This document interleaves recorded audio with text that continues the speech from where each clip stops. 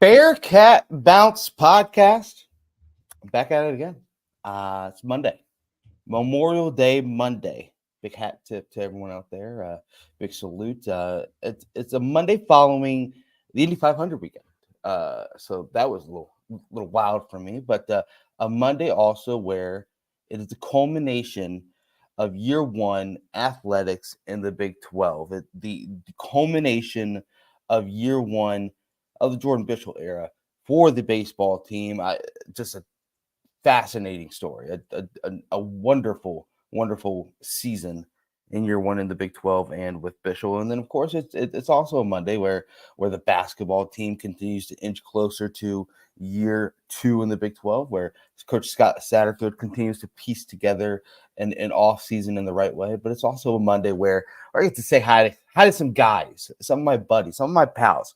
There's only three of us in the room right now. The fourth will be joining a little bit later, and I'm sure you can guess who the fourth is. But for now, without further ado, my guys, my pals, the squad, Aaron Smith, Chad Brendel. Gentlemen, how are we?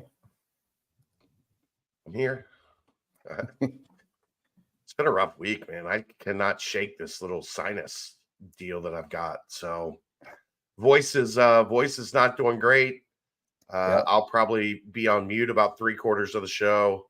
I'll try not to turn my camera off unless you guys really want to watch me cough and blow my nose. But otherwise, good. I had a good weekend. Hung out with family and some friends and a couple different things. Went to the old local Memorial Day parade and visited the cemetery with all of my family in it and had some lunch and been hanging out ever since.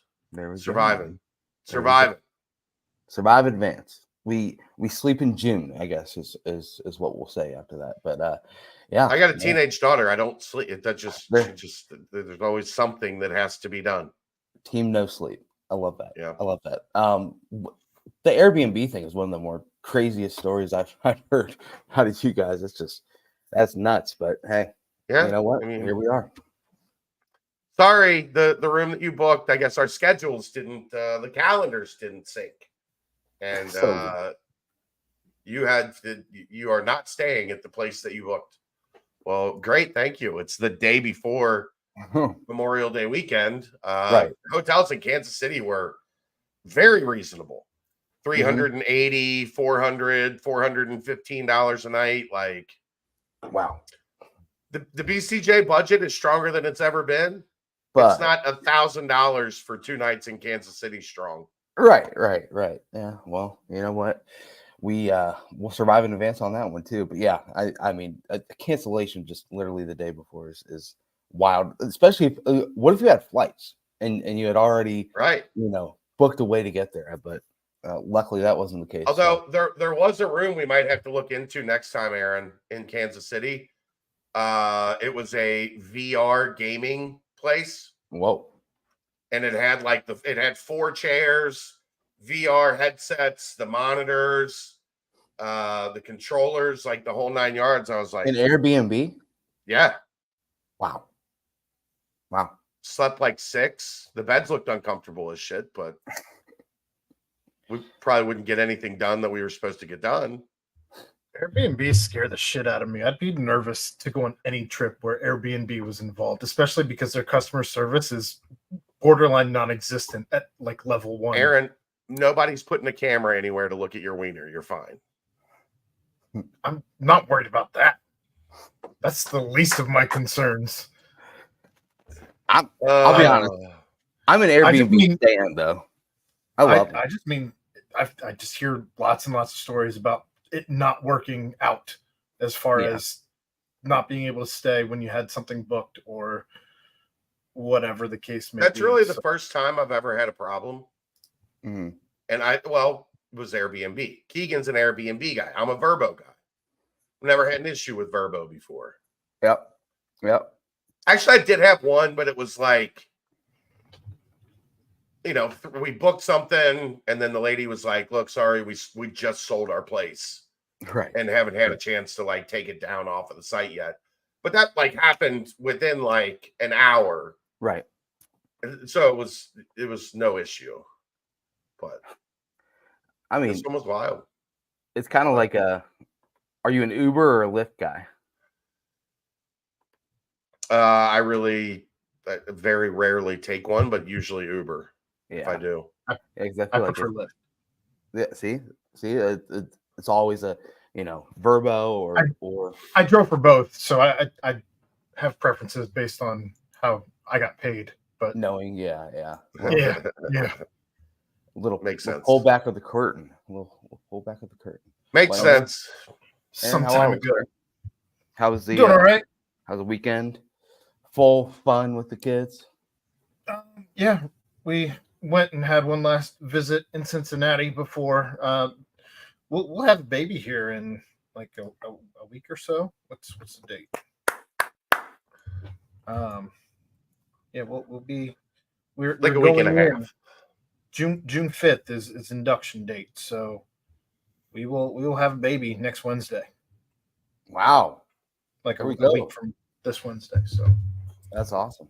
Congratulations, Aaron, yet again. Should be. Did you file your leave with HR? You know, I feel like I probably booked it incorrectly, a la Keegan. So we'll see. Oh well, at least you know the boss, you know the owner, so you can just go bypass HR and just go straight to him. So that works out. I feel like I've at least communicated things as I found them out. So there we go. Not just a big ball drop at the end, but yeah, as Tonk said, definitely want to give a shout out Bill Walton, RIP. Just a legend. Crazy. Just hilarious. Love the dude. What's your guys' two favorite Bill Walton memories that you have, or any that you can muster up? I mean, the one where he literally ate the cupcake on fire is outstanding. Have you seen that one, Aaron? No. It was Dave Pash's birthday, and you know how they always kind of like go back and forth with each other. And Walton had got cupcakes for him and Pash, like on the air, and Walton's singing happy birthday to him, and says like happy birthday, like doesn't put his name in there. He's like, "What's your name again?" And Pash is like, "I wish you would eat that cup. I wish you would eat that candle, like while it's on fire." And Walt just and eats it. Just takes a massive bite. It's hilarious. Absolutely. And hilarious. Pash is like, "What did you just do?" And Walton doesn't even flinch, doesn't even skip a beat. Probably one of the coolest though was real quick. Probably one of the coolest was being on campus at UCLA and like Savino showing me like this is a spot where like Martin Luther King gave a speech, and like Walton used to always come and like, kind of honor the memory of the speech here at the spot or whatever. That was really cool to get to like see a place like on campus at UCLA that like he impacted. Yeah. He's a man. Aaron? Sorry, Aaron, go ahead. My bad. Okay. No, you're fine. My favorite was just every time he'd come on Dan Le Batard, I think they'd only ask him like one question. He'd be on for a 10-minute conversation, except it wasn't a conversation. It was just him answering that one question and then transitioning to whatever topic he felt like going to based on wherever his head was, which was outer space. I don't understand how he connected any of the dots that he did. He was eloquently spoken, but Jesus, where I to be in his head would be terrifying. It'd be awesome. He was kind of the sports poster child for just be unapologetically yourself. Yeah. Oh yeah. And don't do drugs. No, he seemed like he had a pretty good time. He just was He a would, living flash. for me, he would be the poster child for do drugs. Looked like a lot of fun. That guy lived a hell of a life. I'm not sure he ever came off of acid. I mean, how many Dead shows did he go to? All of them. Yeah, all of the Dead shows. Of them. Right. Yeah, all of the Dead shows. Insane. It is insane. But I mean, the great story is when he took the Celtics to a Dead show in like the mid 80s. Like, could you imagine Larry Bird being at a Dead show and just being like, Get me away from these hippies right now. Be like, Right now. Bill, what did you drag me into? What is this? Right. What is this? No, I'm not taking that. No. What did you say you do with this, Bill? No. He probably cussed him out in ways that we've never even heard before. Yeah. Oh, Yeah. Oh yeah. I met. I would guarantee that. Oh yeah, there's no doubt. Yeah, I met Bill Walton at a Pacers game a while back. Like when he was calling NBA games, and he was like kind of like up, like just saying hi to all the fans, just like randomly, and it just like shows like, okay, even though he's here to do stuff, he's still just walking around with a tie-dye shirt on, saying hi to everybody, just so approachable. He's a man. But yeah, Aaron, as you're saying, just every single broadcast of his, literally, you there's a game going on, and then there's the broadcast. And like some people like didn't like it, but I absolutely loved it. It was hilarious. And it was something. I'm here for it. And you know, if you're kind of reminiscing on a little Bill Walton, maybe you laugh a little bit too much while you're reminiscing on the Bill Walton, and you hit a curve, or maybe you need to get an oil change and you want to go check it out and watch Bill Walton clips while you check it out. You can also do that at Danco Transmission and Auto Care. Danco Joe will hook you up. Mention Aaron, mention Chad, mention the BBP, mention BCJ, and Danco Joe will get you 10% off your next service, and or $10 off your next oil change. So Danco Joe, man, love you, you're the man. But the end of year one, we're going to talk about kind of multiple ends of year one, but end of year one for baseball. Let's touch on that first. They went down to Texas, and I think the main thing about Texas is just like that Globe Life Field. It just seemed like it was so massive, just like multiple hits that would probably be homers in different college parks. Just seems to like kind of die down and end at the warning track or in the outfield. So that was one thing for me that I noticed, but still 3 great games. Obviously, 2 not going the way. That UCF game still will haunt a lot of memories, but that Texas game is a phenomenal one. And then, of course, Texas Tech on Thursday finished up with a 10-5 loss.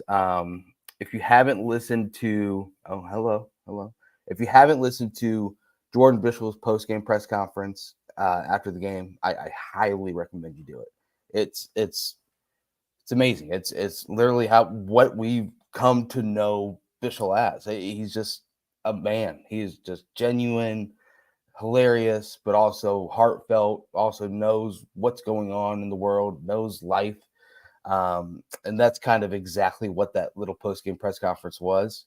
And it kind of pulls at the heartstrings a little bit. So definitely go give it a watch if you have not already. But Aaron, Chad, you guys have been all over it. And how are we? Tiger, right? That's his name, Tiger. How are we, Tiger?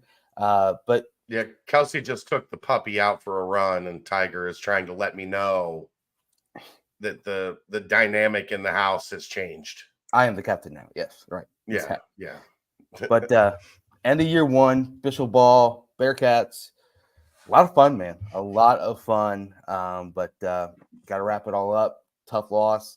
First 4 out in the selection for the tournament. So just literally, and most people point to that UConn game, just like right, just so close. But in a nutshell, guys, thoughts on what was an unexpectedly awesome baseball season for the Bearcats.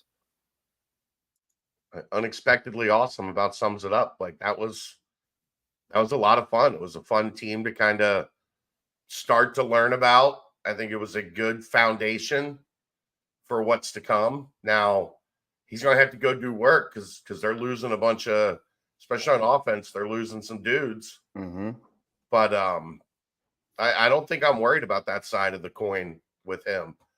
It seems like his teams go to the plate and have an understanding of what they're trying to accomplish. They have an aggressive approach that's not wasteful. I think a lot of teams say they want to be aggressive, but they waste outs, by being aggressive. Doesn't seem like Bishop's teams really do that. It seems like there's kind of a purpose, a plan. And the thing that surprised me most was how far the pitching staff developed. Mhm. You know, it caught up to them in Texas. And the simple reality of that was their two starters, day one and day two, did not stretch. It did not give them Right. 6 innings, 7 innings of strong work. Instead, like 3-4 innings. So now your bullpen's in early day one, where you had that huge comeback, then you go into extras. Right. Your bullpen's in early day two, where you're up, but you know Texas is coming. Mm-hmm. So a lot of high leverage. The crazy thing is, they shut down Texas Tech after the first inning and a half. Yep, they did. I mean, you know, they scored two runs the rest of the game. Yeah. But when you give up 8 in the first 2 trips to the plate, Mm-hmm. you're gonna put yourself in some trouble. But I'm excited for. I think in year one, it is often very difficult to convey a vision. Football, basketball, baseball, like it doesn't matter, especially in college sports now, where you know half your team's going to leave or 3/4 of your team's going to leave, and you have no clue what you're gonna look like, or you have guys that stayed and you don't know anything about them. Mm-hmm. I think we have a pretty damn good idea of what Cincinnati baseball is going to look like going forward. Yeah.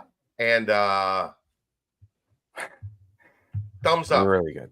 Really good. I don't think I could be more excited about the fact that we have an indoor practice facility coming, because I think it's going to actually offer a situation for pitching to indeed improve. Because we all know the weather in the spring, especially late winter, early spring in the city, is dog shit. They're already playing games, Aaron. Mid-February, that season starts. It's so insane to me. And for them to be able to now have an actual place where they can do proper training without having to try and go out into the elements to do that, I think it's going to be a much needed just hands-on situation for this staff and the players to be able to properly develop in the off season, especially in the preseason, as they get ready for each upcoming season. And I don't know, just seeing what he was able to do, having braved the elements in Michigan and translate that immediately in Cincinnati. We've said it plenty of times here. I'll say it again. It is a home run hire by John Cunningham, and everybody involved should look back on this season and realize that they made a hell of a run. They did. And Aaron, you kind of got a little loud when I mentioned that UConn game, but because it's garbage. Wait, the weather wasn't where it should have been called at that point in time. They were looking at the radars, not looking at the actual weather. There hadn't been actual lightning at that point in time, and it was garbage. They let them play, and maybe that's the difference between a team making the tournament and not making the tournament.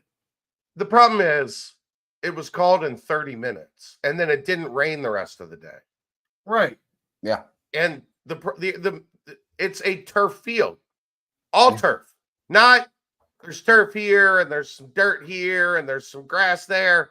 It is turf, like the carpets, the drapes, it's turf everywhere. The whole place is turf. What do we like? That's why you turf your field, so that you can get these games in, like at very minimal, like effort. You know, bringing the entire tarp out, and like no turf monsters getting right the staff. So I didn't understand it. It didn't make a whole lot of sense to me, especially given the situation of, you know, down 1, bottom of the 5th, bases loaded, no outs, and we don't even try. You put them on hold for 30 minutes and just send everybody home. And almost as soon as they made that decision, it stopped raining and did not rain again the rest of the day. And UConn wasn't leaving town. It's not like this was the last game for them to hop on a jet and get out of here, right? They still had a series coming up against Xavier, if I'm not mistaken. No, it was Butler, but same difference. Like they're just driving to Indy, right? You know, and in today's college landscape, there's a lot of places are real far apart. Cincinnati and Indianapolis are not on that list, gentlemen. Well, it was frustrating. It was annoying. Well, and the craziest thing is also you can look at UConn was kind of safely in the tournament already at that point, and so without question, it seemed like they were slow playing everything. They were, delaying everything. They obviously the game just had two different meanings for both teams, but gosh, it's a hindsight thing where you just really get angry, especially when you see a first four out and you see what that one potential win could have probably done for you. But I mean, look, it does that like guarantee that they were going to make it in? No, it doesn't. But it certainly would have made today a lot more interesting. Yeah. Because of what it would have done to the numbers. Mm-hmm. But look, I don't know that there's any way you can, like, if we're doing grades, I don't know if I don't know what your plan is for us for the rest of this show. Year one in the Big 12 comes to a close. Jordan Bishop gets an A. Maybe, mm-hmm. I guess A+ would have been getting in. Right. Like, you sweep that Oklahoma series at home and you get in or something of that nature. But that is as strong an A as an A can get. Yeah. Yes. Yeah, he exceeded all expectations, and anything shy of an A, I'd love to hear your reasons. I don't think I'd bite your ankles. I don't think you can give him anything less than an A, because I think if you hooked him up to a lie detector or if you gave him a truth serum, I think he'd probably tell you, and he might even tell you, honestly, if we had him on this podcast, that he exceeded his own expectations at this point. I mean, he said that, he said that he did not. This is not something that he saw coming, and it kind of the success came a little bit faster than he even anticipated. But I mean, you look back. Did you guys watch the post game presser at all? I watched about 3/4 of it. I don't think I made it all the way through, but I watched a good chunk of it. Yeah, I mean, just bringing up guys that were culture guys that were here that had played a bunch of baseball that stayed and didn't play a whole lot. And Bishop made a point like, we don't get where we are without these guys that are up here right now. And that within itself just explains, like, a guy that gets it. It's weird to say it like that, but I mean, these days and age, it's hard to find coaches that get it, and when you have someone like that leading your program, it's only going to go up. He's been awesome on the shows that we've had him on. He's extremely open, extremely just knows what he's talking about, and a cool dude to talk to as well. But definitely an A in my book as well. A+ would have been making it in, but when you're right there on the cusp, I'm sure today was a tough day for the whole squad. But like they said in the post-game presser, they didn't do a lot of winning recently, and this year it was just so much fun getting all the guys and going out there and playing with your friends and winning. So it's just the way that's flipped complete 180 is just awesome, and can't wait to see what's next in store for Bishop and the boys. But well, let's. You guys hear me?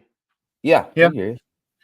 I'm excited to see what he's able to do with having the success that he had this season, in as far as the recruiting trail goes. I would think that when you see something like this happen, and you hear some of the stories that are coming out of the dugout and this team and all of that, like I would think that the clubhouse should be a place that you shouldn't have too much trouble getting guys to want to join.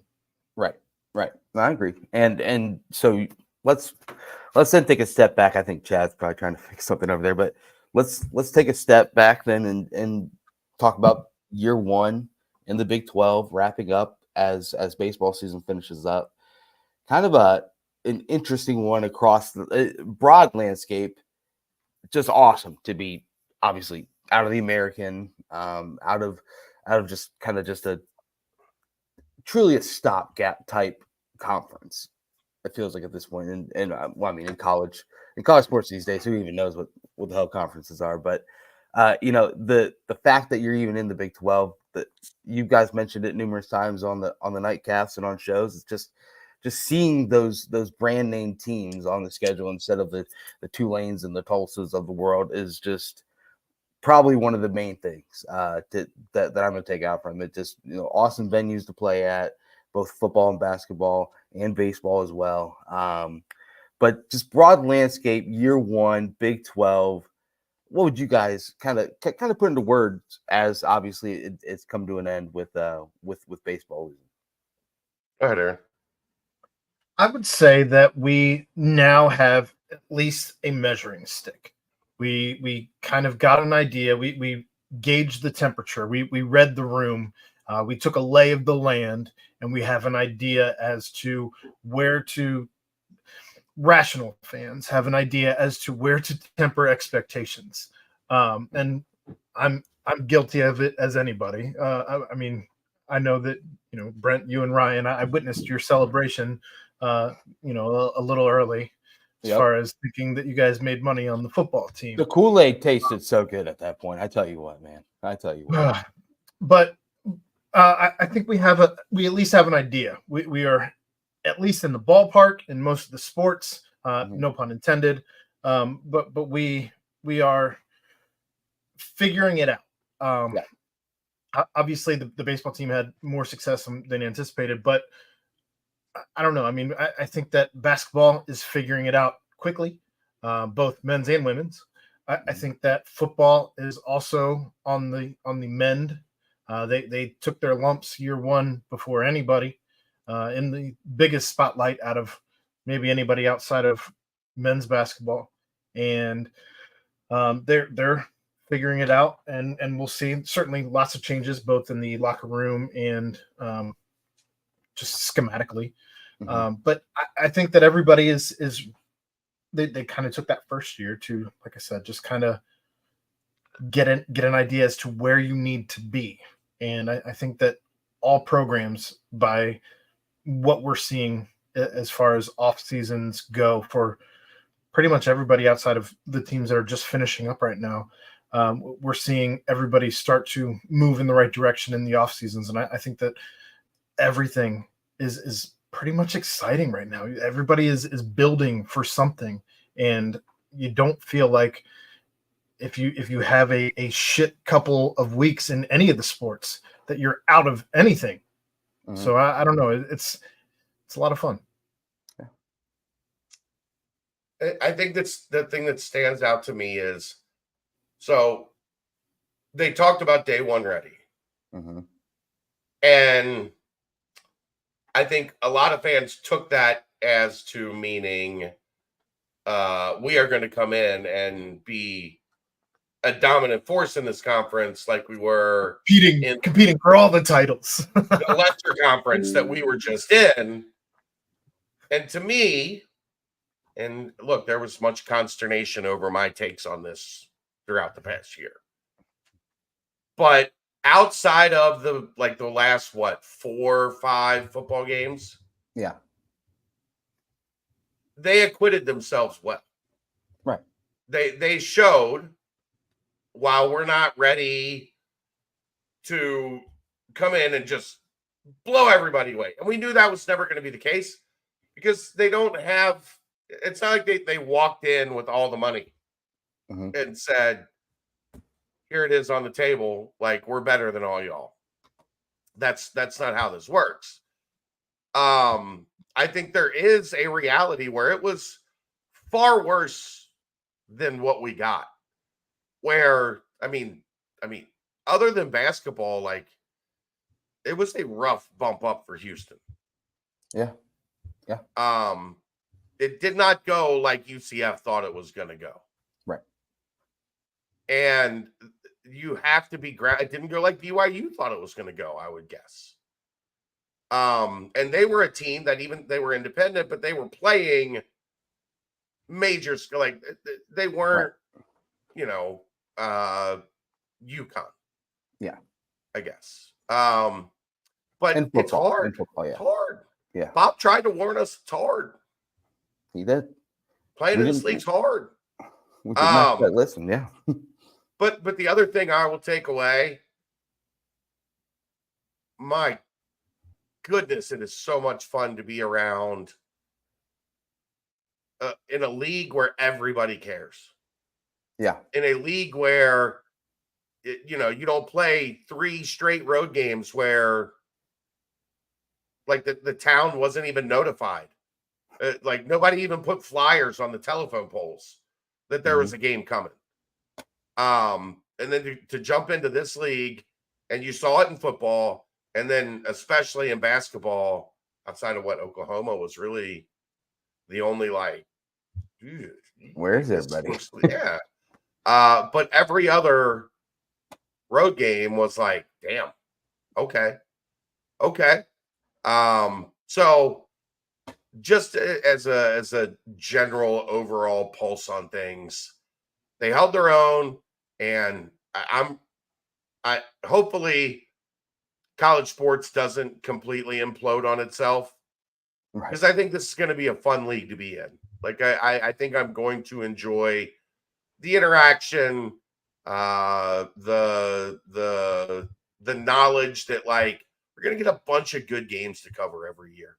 Yeah. And for us, like, that's more important than anything. Yep.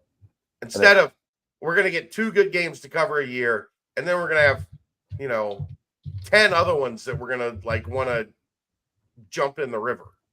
Yeah, it's like, hey, do you guys want to go to the ECU game? Nope. Yeah, I don't want to do that. We will not be going. No, I was actually going to. I've got a root canal that I can't reschedule. Right. For that Thursday. Or that Sunday at 12 noon for the tip off. It's just like, don't get me started on that. Oh no. But for me, kind of along the same lines that you guys are saying is the fact that, yes, sure, we do cover the team, as media members, but we're also fans, and you can sense that true fanhood, as you were mentioning, Chad.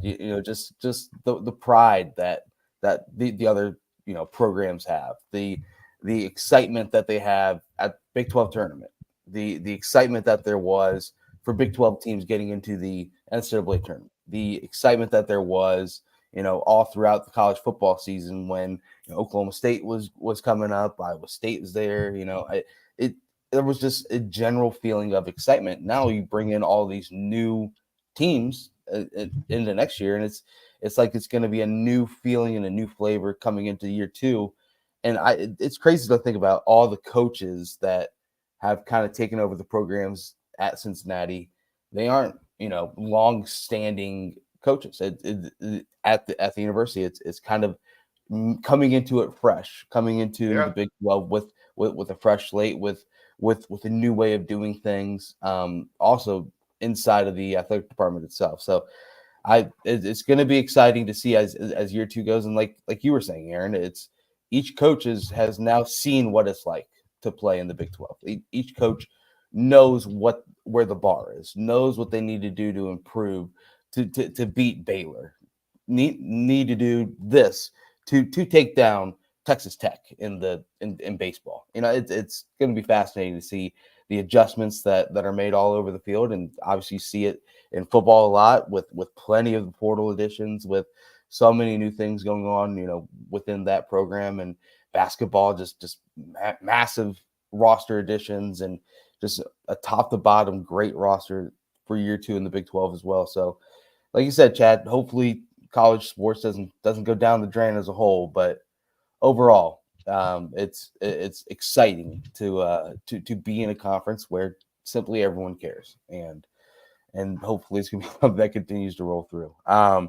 Let's go around and just some highs and lows. Your top high, whether with a game, maybe Chad, the Kansas road trip that we had, and lows, whether it be the tough losses for the football team, or maybe not getting into the tournament for the for the baseball team. Just highs and lows that we've all seen through this past year.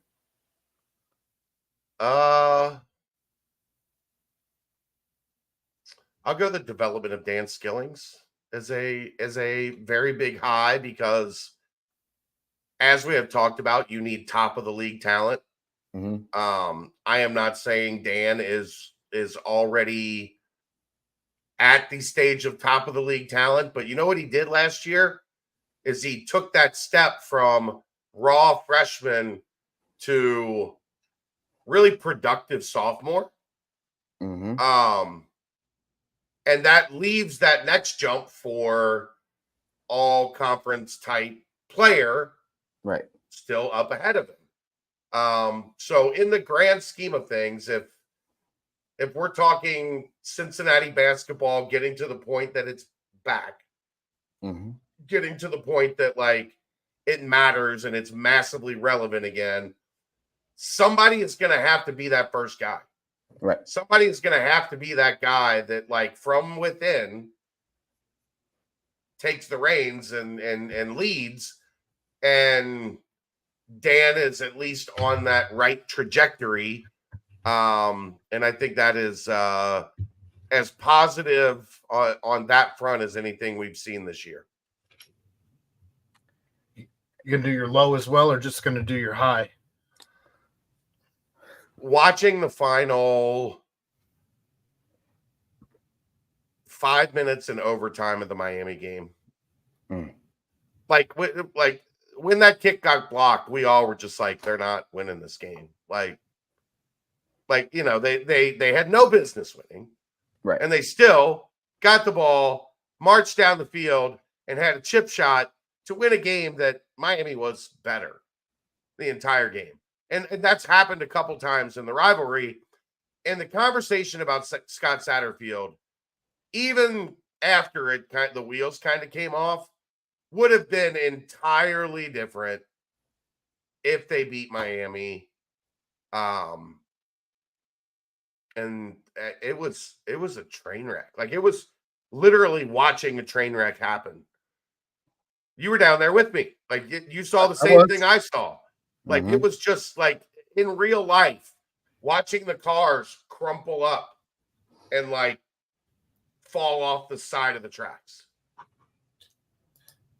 I did want to acknowledge, Sam, we appreciate the donation. Sam. We will get to your question in a little bit.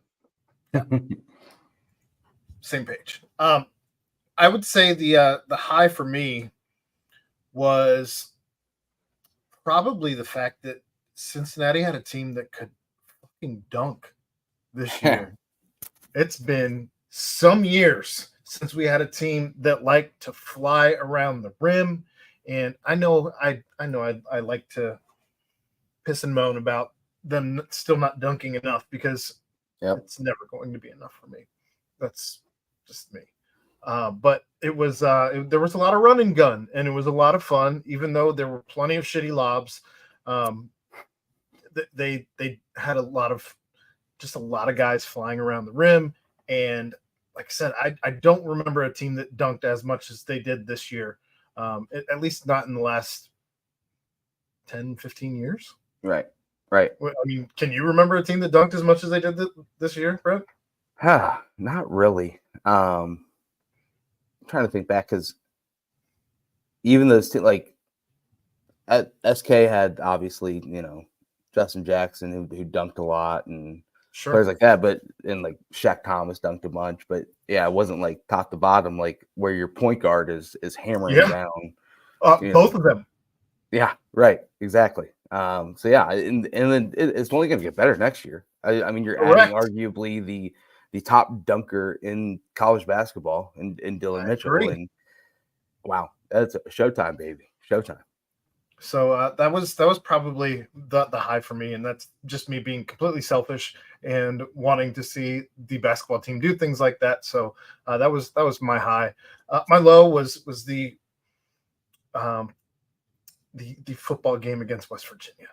Yeah, that was I had to hate watch it, as we had to do, and all of the losses, but that was a team that did not look like it even wanted to play football. Yeah. And that was hard for me to watch. I can only imagine some of the players on the sidelines, how they felt watching it. There were, in my estimation, there were guys out on the field that I'm not going to say they didn't want to be out there, but they were certainly not giving 100% effort. Right. Not everybody anyway. And that was probably the most difficult game that I can remember watching. That wasn't. I joke at least anyway about having to hate watch the Fenway Bowl, but even that was, I mean, kind of a victim of situation, as opposed to just a team that gave up in the middle of a season. At least it's just what it felt like watching it. Again, I'm not saying the entire team gave up. There was just some guys out there that were not giving everything they had, and that was not something that we had watched in a very long time as a fan base. Yeah. And that was rough, but it does not feel like that's where this team is mentally at this point. Everyone has moved on, either physically out of the building or mentally. I think everybody has taken monumental steps forward. So that was a low. And I think that, honestly, I think the team learned a lot from it. Yeah. Although that can obviously change, and I think as we've seen, throughout the Strong Shy Rain videos, throughout, talking with Nico and talking with Sat and talking with the full whole staff, it does simply sound like a complete overhaul of all the, culture words and everything that goes with the quote unquote culture. And sometimes when it happens, when you have a low like that, when you have a low like the weird Baylor game, when you have a low like the second half of the Oklahoma State game as well, it just it's just like, okay, well, it's time to look in the mirror, time to really try and figure things out. And like you said, they've made all those changes that they need to. For me, a high it's funny that we're going all basketball for the highs. I mean, that Pittsburgh game was awesome for football. It was. It was a mirage in the desert, Brent. Right. Following, a 6 touchdown performance from Emory against Eastern in game 1, and then you get that win on the road at Pitt, who at that point everyone's like, Pitt's good. Pitt is going to be, they're good in the ACC. And then all of a sudden, the wheels came off. But that game, that Saturday, that weekend within itself was just awesome, because you got the feeling of like, hey, you know what? Kind of like what baseball did. You're like, hey, maybe things are gonna go well a little bit quicker than we anticipated. But obviously, we all know what happened after that. Basketball, you want to talk about going into the Big 12. You want to talk about what it's like to be in high level basketball.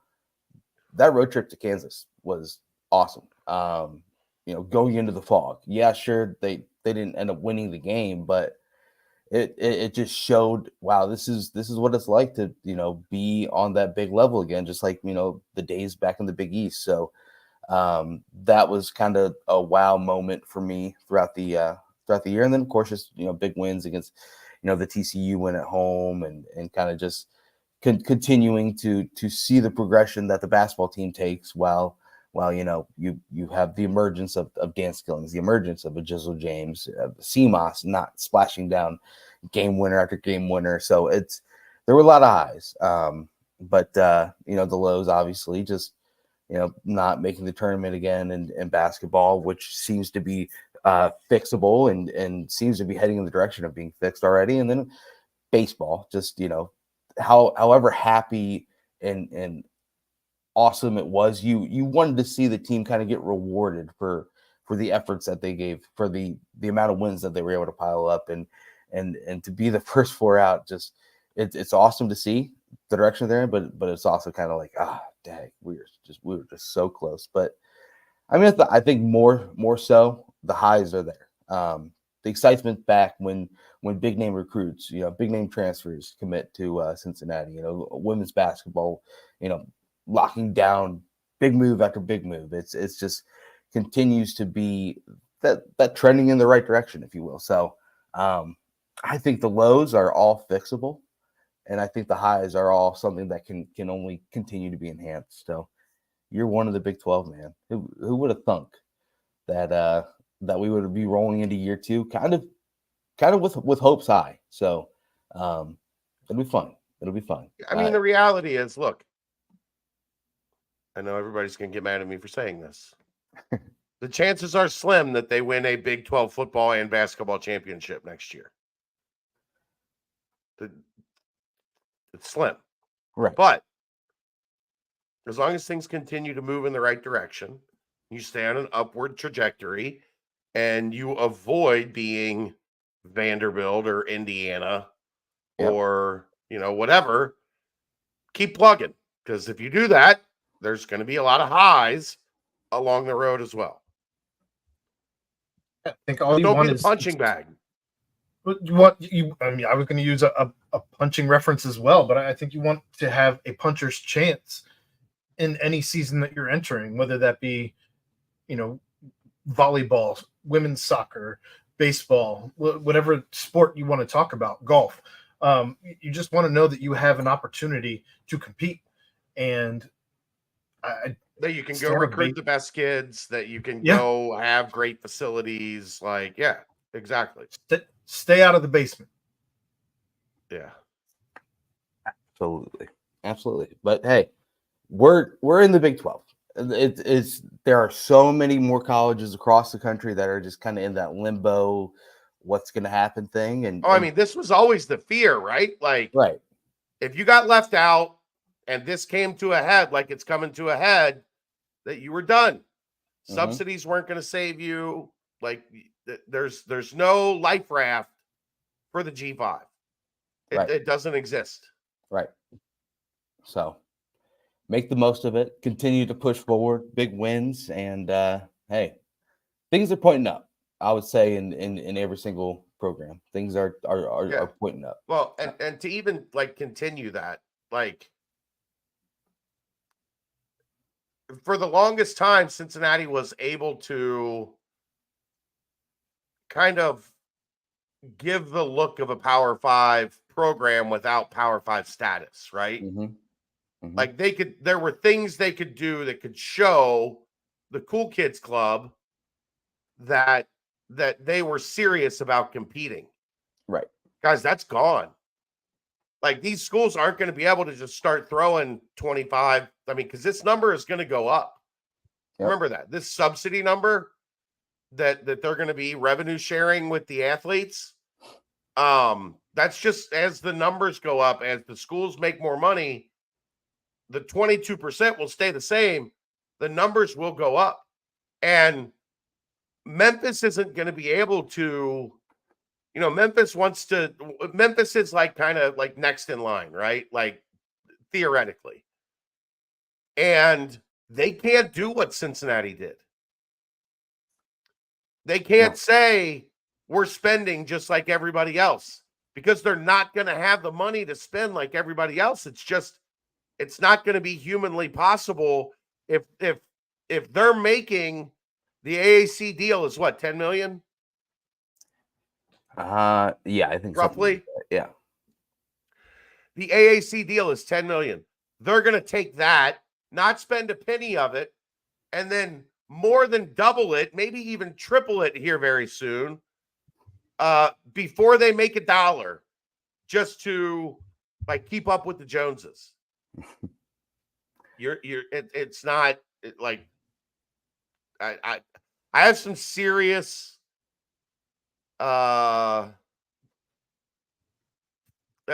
fear might be the appropriate word. Like, ultimately it's not gonna knock on our door at this point in time, but like to see what is going to happen to that level of program. Mm-hmm. What are they going to have to do just to stay afloat?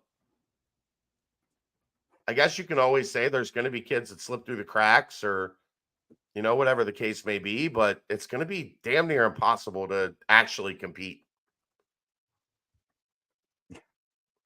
Well, sorry for the rant. No, but I mean, you're right. Aaron, you're heavy on this thing. What's your take on that? I don't know. I mean, it's really hard to say. Just everything. It seems like every day there's something new that comes up, and trying to keep up with it all is a fool's errand at this point. You do your best. I can only imagine what's going on as far as meetings and all that go, but I don't know. It's tough. Yep.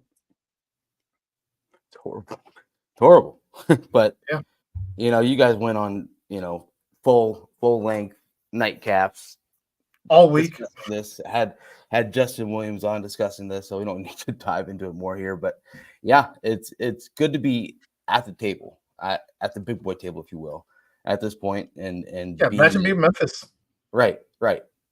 Being in the midst of things as everything continues to kind of unravel. And I mean, I think Chad said it on one of the nightcasts. It's like in 5 to 10 years, we maybe will have the new norm in college sports. But for now, it's just we have a long way to go. We're not even close to this thing settling down.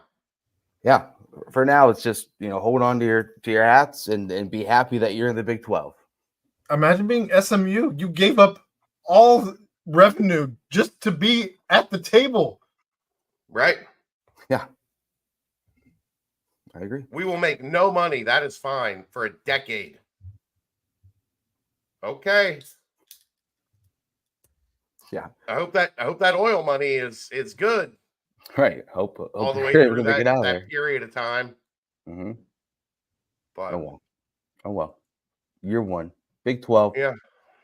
In the books. Year 2 on the way. Off season's revving up for every program. So let's go ahead and timestamp this. We're still waiting on our final leg of the crew as he apparently it sounds like he dropped a 30-pack and has been having to viciously clean it up in his apartment. So can't wait to get more of that story. How many had he already drank of the 30 to drop the 30-pack? How high did he drop it from that it created a massive mess? Was it bottles? Did you have 30 bottles? What are you doing? Yeah, what's a 30-pack of bottles? I'm so confused by that. Me too. I don't know. I guess if it's possible that you might drop a 30 rack in your apartment, one way you could go to make sure that you can take care of it is to call Quick Paper Supply. If you're a local and family-owned restaurant, they're for you. Segway Chad, supply all your non-food products. Quick Paper services over 150 restaurants with weekly low minimum next day deliveries. They provide a wide range of food service products, to-go containers, cups, custom printed products, eco-friendly, and much more. And if you're Ryan Royer, they also have cleaning and restroom supplies for all your janitorial needs when you just drop a 30 rack in your house. Call Nick 513-470-2029 and reference Bearcats for 20% off your first month of purchases. All right, Chad, we're going back to Sam's question. Desert Island, and you can only smoke one the rest of your life. Brisket or pork shoulder? Man, that's a great question. It is. Because, like, in terms of getting it right every time, pork shoulder. Right? Like, the answer with the pork shoulder is if it's not ready, you just cook it longer. Right? Like, nobody's ever been like, oh, I left my pork shoulder on too long. Unless, I guess, you just burnt the shit out of it. But, like, it's really hard to screw up pulled pork. Yep. But God, I love brisket. That stuff is so delicious. Very true. I think it would have to be brisket, but like you're also going to be frustrated because you screwed it up and you didn't make great brisket this one time that you were like counting on the brisket and it's dried out and you're just like yeah, because you're on a desert island, right? Right. Who's that coach Lincoln Riley posted his brisket or something, right? And it was like looked super dry. Oh, it looked terrible. Yeah. It looked terrible. I'm thinking pork shoulder simply because sometimes you do get the dry, and if I'm already trying to figure out, how you're drinking coconut water. Here's the other thing I think that would help the pork shoulder argument, Aaron. You can stretch pork shoulder out a lot farther out than you can stretch brisket. Right. Sure. I would think, I don't know, it just even the consistency of the pork shoulder versus the brisket. I would think if you just are dry mouth, like I don't know that. Sure, brisket can be juicy, but I mean, you got to get it right. Like you got to get it right. just. You're threading right. the needle in a very thin hole. And I mean, I'm with you as far as you. It's really hard to fuck up a pork shoulder. Yeah. Generally, the longer you cook it, the better it is. So as long as you have like even a general sense of like not making it a giant lump of coal, like pork shoulder is probably the proper answer. Yeah. Although I just like brisket better.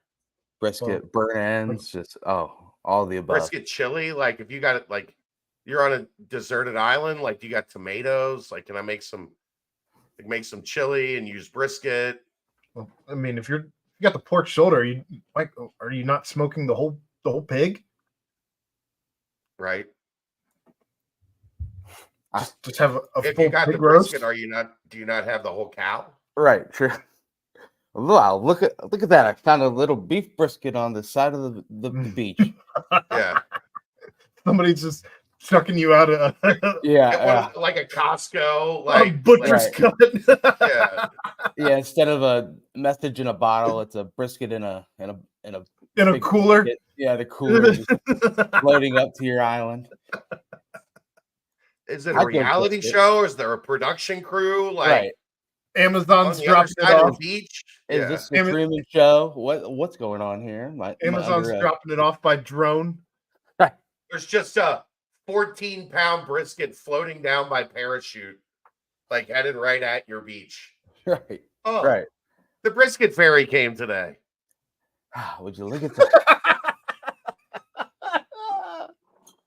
No one can get me off this island, but hey, I got brisket. I guess it's gonna be all right. So, fun question, Sam. BCJ grinding on Memorial Day, John. It's what we do. It's what we do. Trying, John. For whatever it's worth. For whatever it's worth, Sam. Yesterday we smoked meatloaf at my brother-in-law's, and if you haven't had a smoked meatloaf, smoked meatloaf is amazing. Is it pretty good? It's really good because it's a barbecue sauce base, and it's really good. Okay.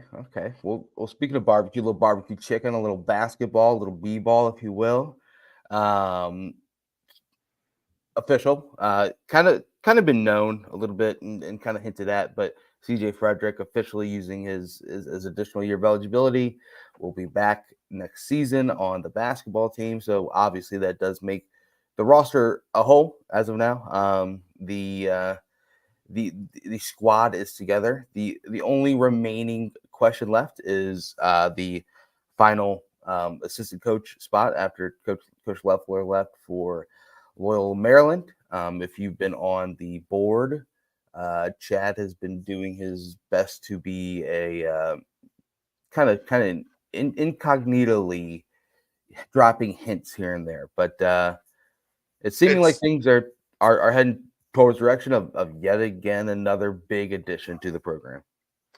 It's a game. It's always a game, Brett. The game lately has been how many layers of separation from Tom Crean? And we're right back there. That's the best hint I can give. If you know, you know. I think in terms of the boxes that we're wanting to be checked, if this gets through the whole process, et cetera, that's why it's not something I can fully report yet. Right. But it's somebody I've known for a while and somebody I think is a really, really good coach. Yeah. So, it's awesome. Yeah. can fix some shots, if you will. So that'll be fun to see. Doctor, some might say. Yeah. Okay. There we go. So might. There we go. The announcement of CJ coming back for his final year. Thoughts on that, guys? Obviously, Chad, it's been somewhat of an understanding, but now that it's official, another look, he's going to be in a much different situation this year. Like last year, he needed to be a critical game-changing piece at the top of the roster. Mm-hmm.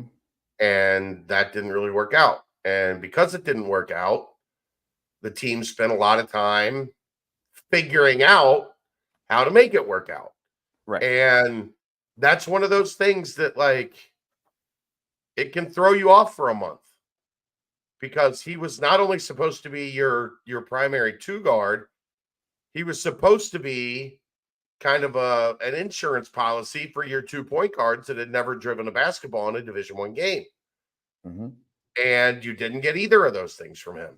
Right. And I mean, Aaron and I have talked about it. I talked about it with Dave. Like, one of the things that Wes took the massive gamble on was 2 first-year point guards. And one of the reasons I think he felt comfortable doing that is because he knew CJ was going to be there behind him. Right. And then he wasn't. Mm-hmm. And then it's like you're doing the monkey bar hang, and they take the little stool out from you, and you're just kind of like, oh God, how long can I hold on? Jizzle made it to the end of the season. Day made it, almost to the end of the season. But now CJ's role is going to be different. Now it's going to be more of a luxury. Now it's going to be more like, and look, if he's healthy and he's good to go, I think this is the thing people are forgetting. If he is healthy, he is every bit good enough to start on this team. Yep. So, like, all those like roster combinations that are being thrown out there that people think, you know what, nobody has? CJ Frederick. A healthy CJ Frederick, yeah. Right. It's like you're starting 2 that Mm-hmm. has played a shit ton of games at a very high level. And that changes. Imagine if CJ's healthy and even if he doesn't start, if he's in that mix to be your starting 2 guard.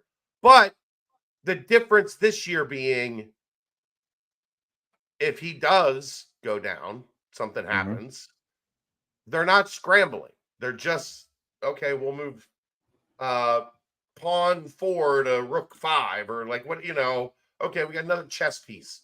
Last year it was like, well, shit, we're already down to our king and our queen. Like, we better make some moves. Yeah. Chess reference. I will continue to imagine him being healthy for a whole season, as you asked, until I see it.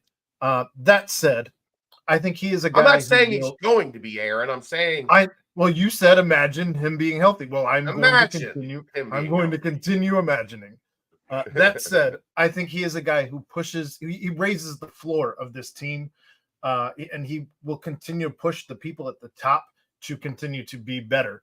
Because I think that a guy like Connor Hickman comes in, and I think that a guy like CJ Frederick, who's competing for minutes at that same spot, is going to push Hickman to be the best version of himself on a daily basis.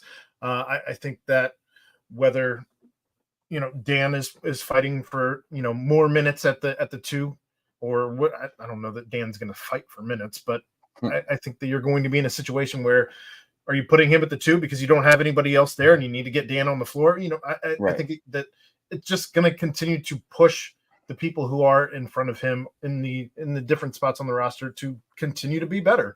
And I don't think that you can have, we talk about it all the time, you can't have enough shooters. And if you got a spot where Hickman gets in foul trouble and CJ's your guy off the bench, how much are you losing on the floor? Because I don't know that you're losing anything. As long as he's healthy, where we'll continue to imagine him being. Again, look, John Newman had the as long as he's healthy tag. And I get it. And you hope, as long as he was healthy, he was healthy. I'm not rooting against the kid. I want him to be healthy. I know, but I just don't think we need to, like, like make it every point that we talk. I think we can talk about the kid in the light of when available, he is like, we understand there's a health risk.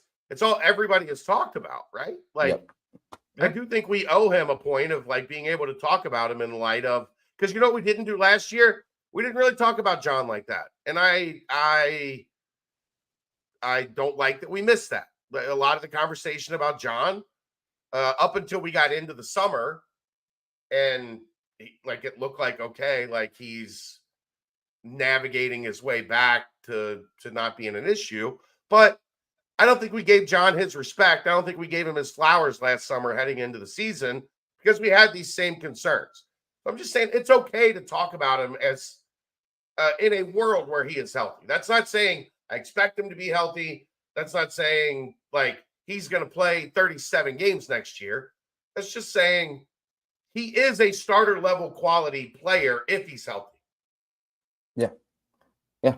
I mean, just I think he raises the floor for everybody, and I think that's good. I mean, look back, 2020, Iowa, 46.1% shooting from deep on the year on 102 attempts. Good for 7th in the country. Yeah. And then the next year at Iowa, 47.4% from three on only 76 attempts. Still 13th in the country. Shooter. He is an elite shooter. Yep. He was shooting 42.6% this past season in the 15 games, on 54 attempts. He is a guy that when healthy, and we say the when healthy thing, it's a guy that just adds a whole different dynamic when he's out on the court, and the ability to have floor spacers with these, high risers, with these guards that can attack downhill. It's exactly what you need. So just for fun. Just for fun, Brent. Just for fun. Yeah. Everybody always says, well, what are they going to do when they have Mitchell and Aziz on the floor? What are they going to do? Right. Hickman at the 1, CJ at the 2, Seamas at the 3-4 combo with Mitchell. And then you have 3 shooters and 2 freaks. Right. Dunk a lot. That's not a crazy and good passers too. Right? Yeah. So that might be the best lob dunk combo this roster could offer. Yes. Right. They can shoot threes, throw lobs, and dunk. And you know what that also leads to? You and Dave were talking about it on the BCJ pod is having a bunch of offensive rebounds but not being able to finish them. Well, one of the best ways to finish, an offensive rebound is to kick out three. Yep. And think about that lineup with Aziz and Mitchell grabbing offensive boards. Wow. And yeah, that's what you get with a now returning CJ Frederick. I've seen mention of like, is Aziz ever going to announce that he's withdrawing from the draft? I think that's kind of a foregone conclusion at this point. I don't think an announcement really needs to be made, but the roster is intact and it's looking to be every bit of a top to bottom best roster. And I've seen people say decades, it's let's just say since 2017 and call it a day. Right.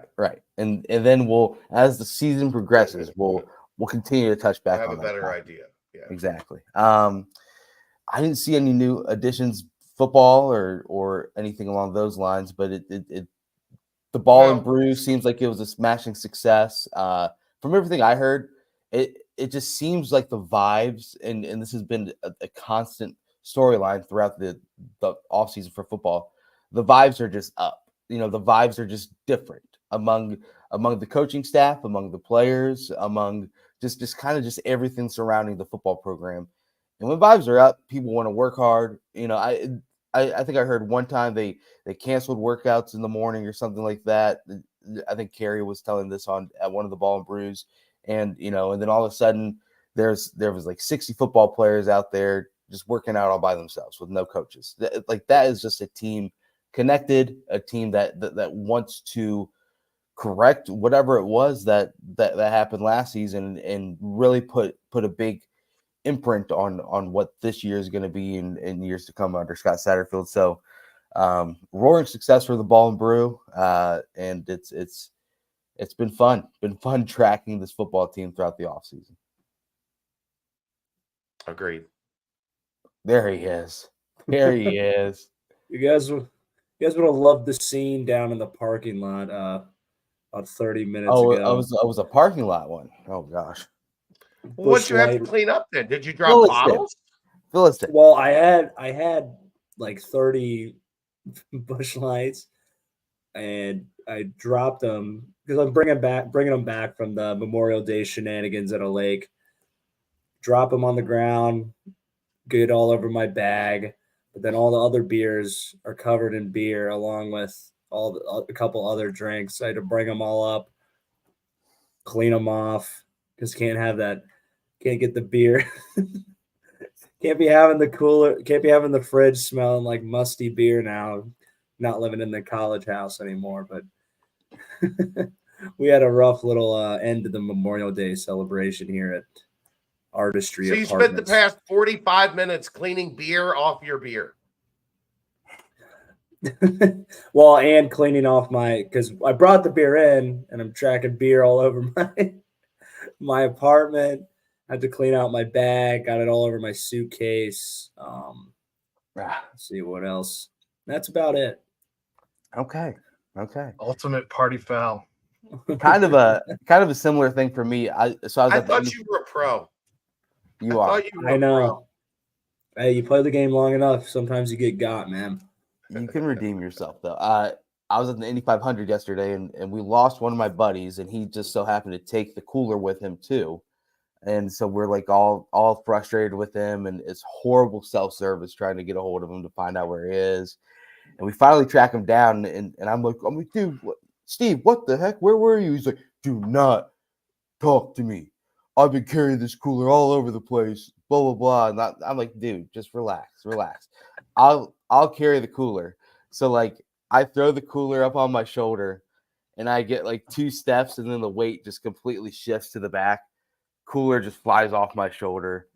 Beer and everything inside goes everywhere. 20 people, random people come up, help me out. You know, we're throwing everything back in the cooler.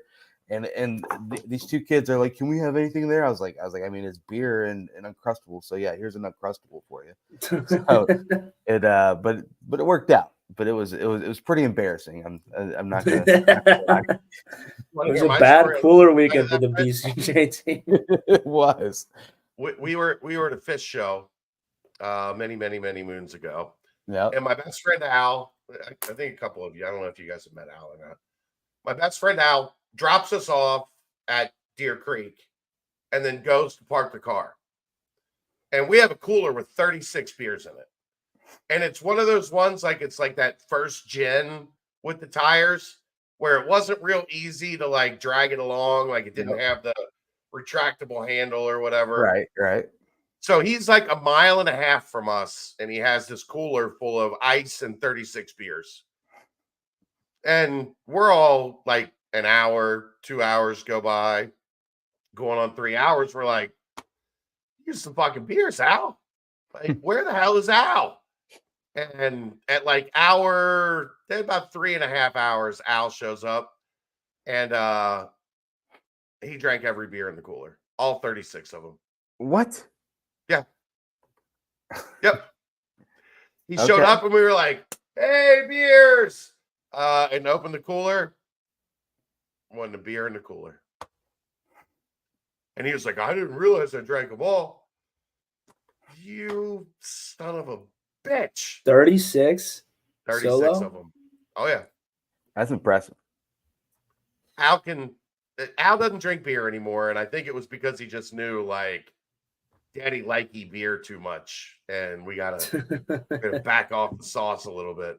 But yeah, it's like 3.5 hours. It wasn't a long period of time either, but it was Deer Creek in July. It was like 174 degrees in that parking lot. Yep. So Al probably just every 5 to 7 minutes was grabbing a new beer and dragging the cooler. Good for Al. We were talking about it. They were over Friday night. We were talking about that. He was like, look, man, you guys made the dumbest decision you ever could have made. You left me in charge of 36 beers with none of you around. and I just fucking drank them. I love that. I love that. All Well, should we? right, is that time for riffing? Yeah, let's beer every 6-minute pace for 3.5 hours, Chad. Yeah, Al's a beast. That's good. That's epic beast activity. Hell of a pace. Ryan, he takes a Stanley, like a Stanley, like loaded up with 4 roses into restaurants and just sits it on the table. And nobody ever says anything to him because I guess they just think it's water. But yeah. until someone needs a quick refreshment of water on a hot summer day and they take a big old swig of that. All right, new riffing. Let's get to new riffing. Yeah, let's to you by New Riff. Fiercely independent and unabashedly innovative, New Riff produces award-winning bourbon, rye whiskey, and gin at their distillery in Newport, Kentucky. The Aquafire Tasting Room, located on the 3rd floor of the distillery, features cocktails, flights, and pours of New Riff's entire line of spirits, including rare, limited edition, and distillery exclusives. Bearcat Journal listeners can save 50% on distillery tours when you use the code BEARCATS24. For more information or to book a tour, visit newriffdistilling.com. Let's do Riffin' it, with a Royer. Let's go, Roy. I know you guys have definitely seen the new hyped up college football game trailer. So I'm wondering, who are you most excited to play with or play as on the Cincinnati Bearcats when you fire up that game for the first time? Which player? Well, Aaron has watched the trailer 843 times. Seems low. Can't believe not a single Cincinnati highlight in the trailer. Why did they have me blocking? Just a reminder of how quickly they will forget you. Yep. Well, Aaron, you're the EA Sports guy. You're the college football guy. I'm excited to see really what this defense looks like. Because I have no idea what to expect right now. They just all the things were like, all right, well, I guess they have Iowa State's defense now. Yeah. We will have Iowa State's playbook. No, but seriously, I have no idea what to expect, and I think that at least I'll have an idea as to what to look for. Truthfully, when we get to higher ground, because of how I've played it on the game. Oh my God! Oh, I didn't even think of this. You're gonna have all kinds of terrible takes because of who was good on your Madden season. Yeah, that you expect to translate to Camp Higher Ground. Yeah. How did you not put this? I'll actually know the roster because I'll know the roster and numbers because of the game. He's got 8 touchdowns in my ultimate team. Like, well, in the old game, you'd only know the numbers. So now you get an actual name, Aaron. Yeah. Aaron was like, "Oh, look, that's number 5. Number 5. Yeah, I know number 5. Like, who is he?" He's like, "I don't know." But he's Royer,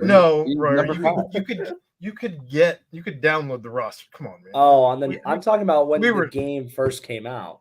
We were still doing shit. I mean, you'd go in and you'd have to edit it all yourself, but you could still edit the player.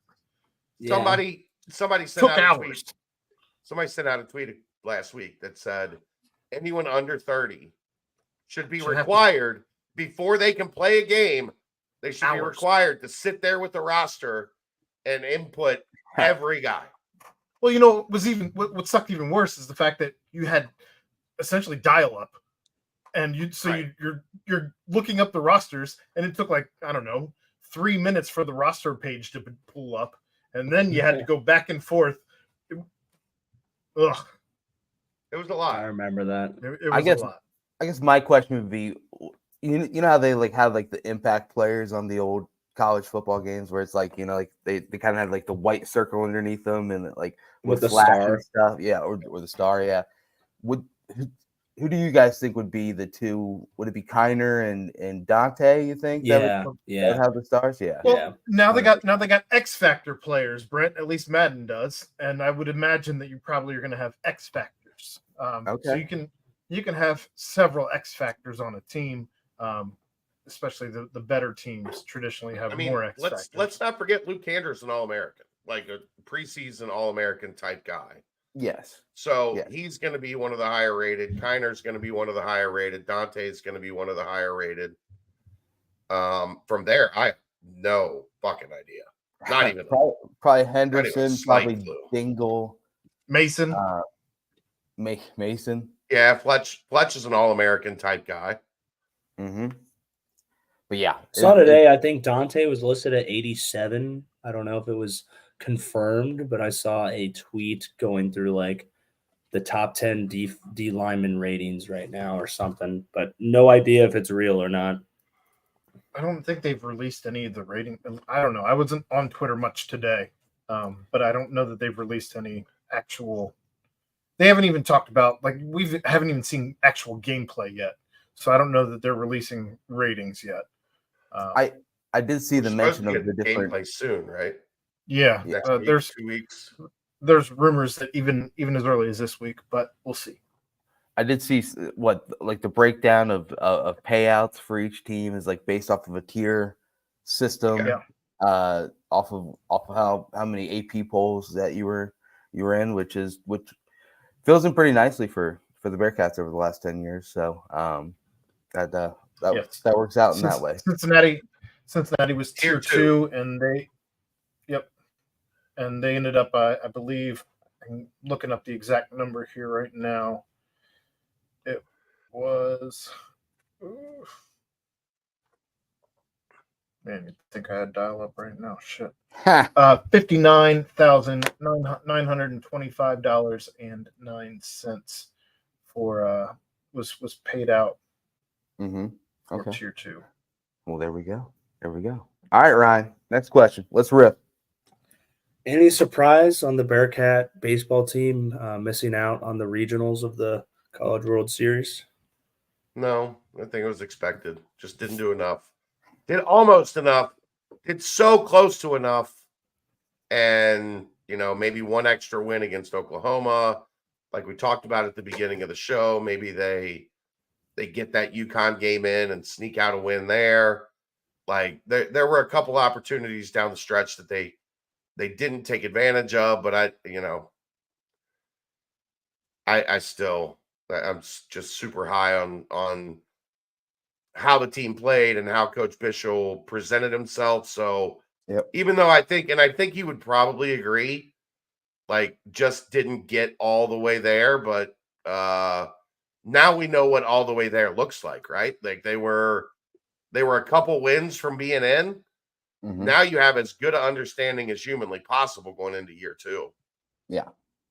I think kind of along those same lines is to see even mentioned on the selection show, as that first 4 out, like that is awesome.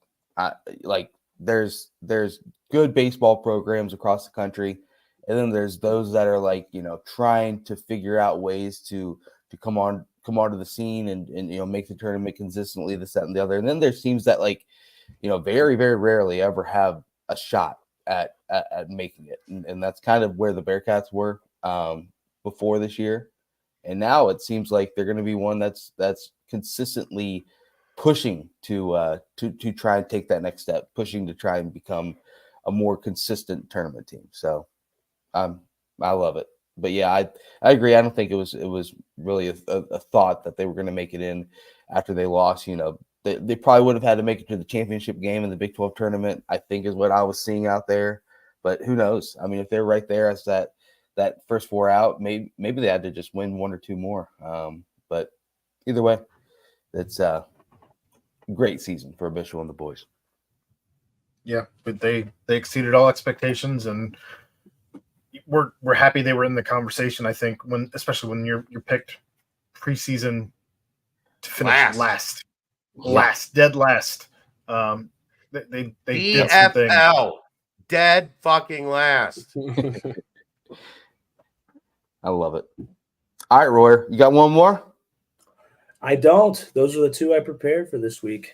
There we go. Happy Memorial Day. Happy Memorial Day, baby. Happy Memorial Day. Have you ever been in a position where you had to clean beer off of your beer? I don't recommend it. I was trying to be a good roommate. So I think you have to drink beer while you're cleaning beer off beer. Yes. Beer, maybe beer, made it beer. a lot more fun. Damn it, we got beer all over this beer. I It's know like- it sounds ridiculous. I'm glad you're kind of making a good joke out It's of it. like the beginning I of mean, the it COVID sounds days. as ridiculous as anything has ever sounded in the history of ever. It's pretty on brand for Royer, though, right? Sure. Him just standing at the sink. Like, did you get like the soap thing and like, or did you just like water? I did water. Okay. Water. That's a little more acceptable as long as you weren't cleaning the beers. No, You no, were just no. rinsing off the beers. rinsing, and then drying. It's kind of like the beginning of the COVID days when you would come back from the grocery store and like wipe down all your groceries. Yeah. For beers, what's up is Ryan assaulted many of your cousins. Some of them perished. There we go. There you go. We had to then take he him had back to- to the medical tent.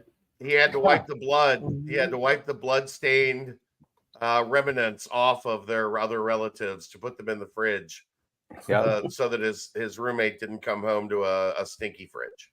Here we go. There you go. Amen. All right. Rest Well, in peace to the fallen soldiers on Memorial Day. Yes. amen. Should we hop into the mailbag right now, or do you The want other time thing I for it? want to know, Royer, beers don't generally break easy. How high up did you have them that all these beers just So broke?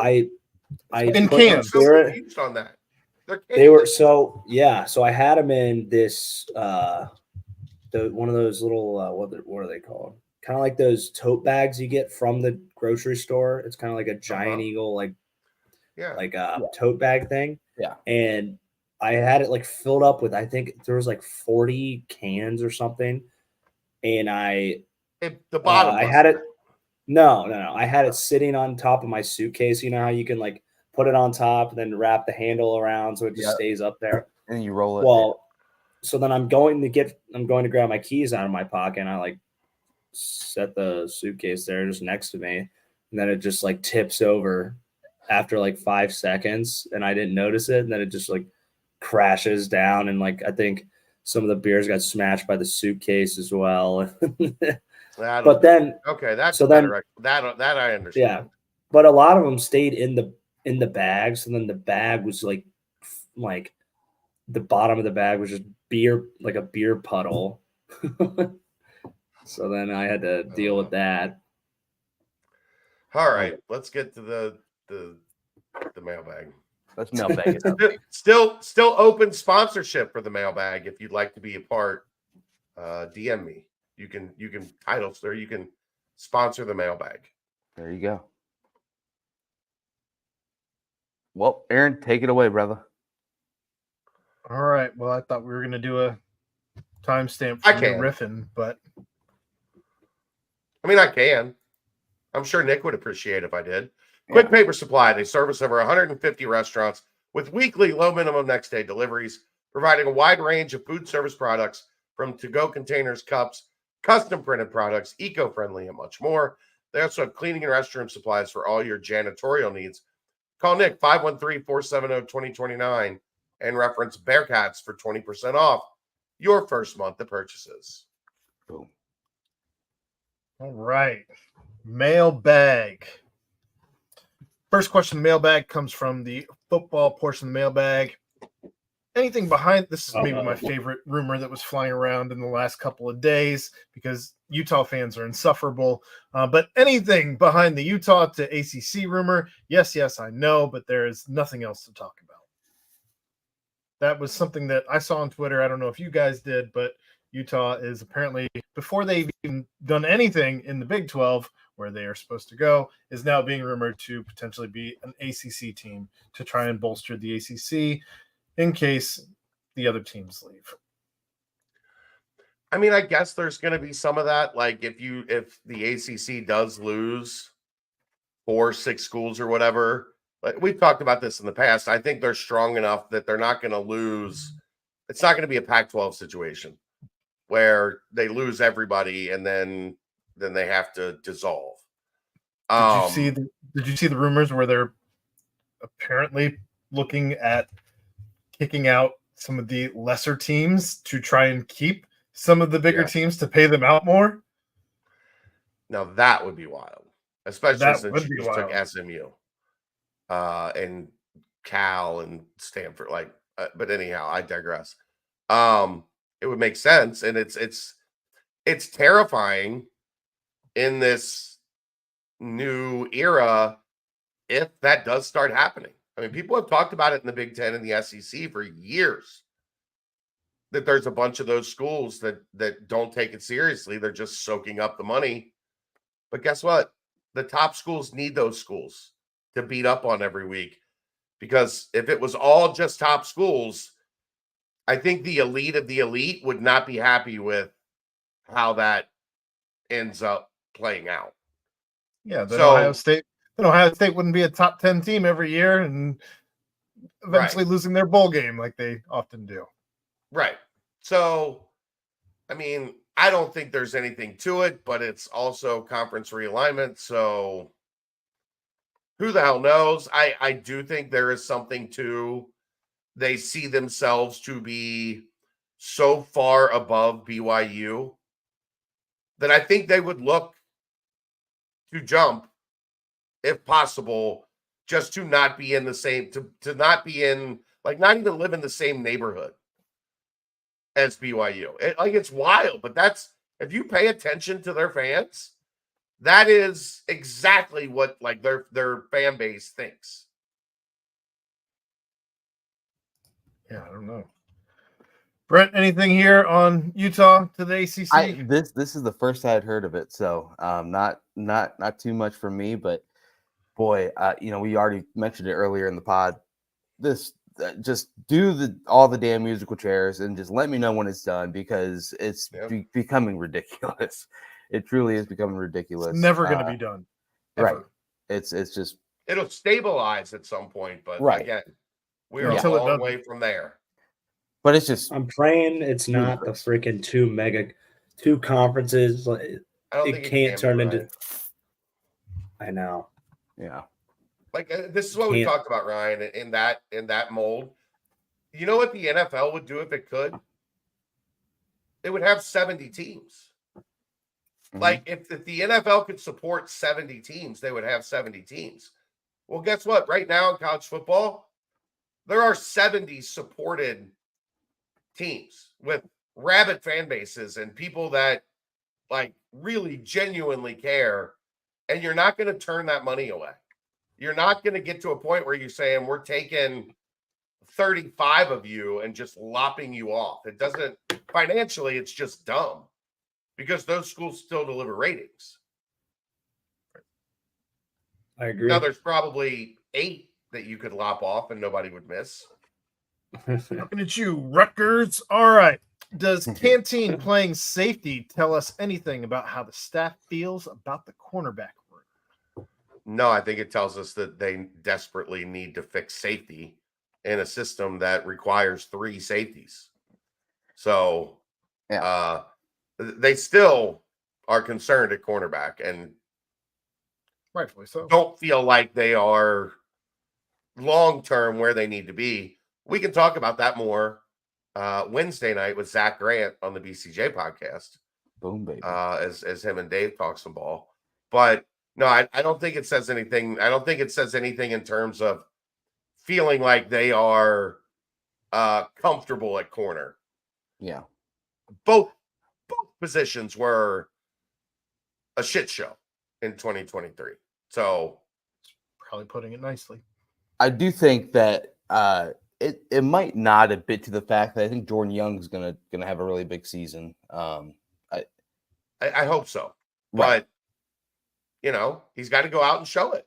Right. But I think if you improve everywhere, which is what this defense needed to do, then maybe that does kind of open up the talent that Jordan Young, maybe didn't quite have when he didn't have any good safeties behind him, or didn't have a consistent pass rush at all. So sure. I'll be interested to see how he looks because obviously the staff talks very glowingly about him. So will be interesting. As long as the scouting report on the Bearcats isn't just throw it up and you're either going to catch it or get a flag, I'll be good. That was second 26. We good. That was such an annoying storyline last year. Yeah. It was so annoying. But whatever. 3rd and 12, first down in the bag. Got it. What's the ultimate UC game day anthem from Cincinnati's music talent, past or present, or does UC adopt a song? A Swiftie song. Nope, it would be funny. It would be funny if they did something like that. I don't know which one. Like I am not well versed on the situation, but I mean, there's one main anthem from the college football playoff year, obviously.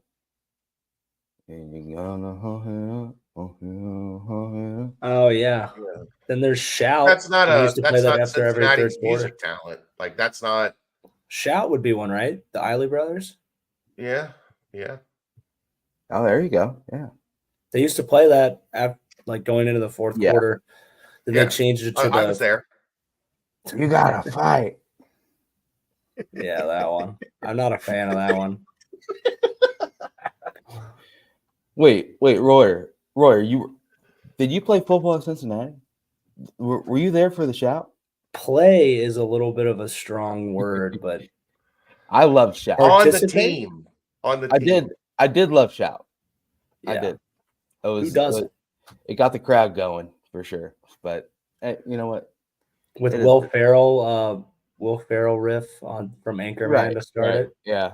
Ladies and gentlemen, I have a very important announcement. What was I need all of you.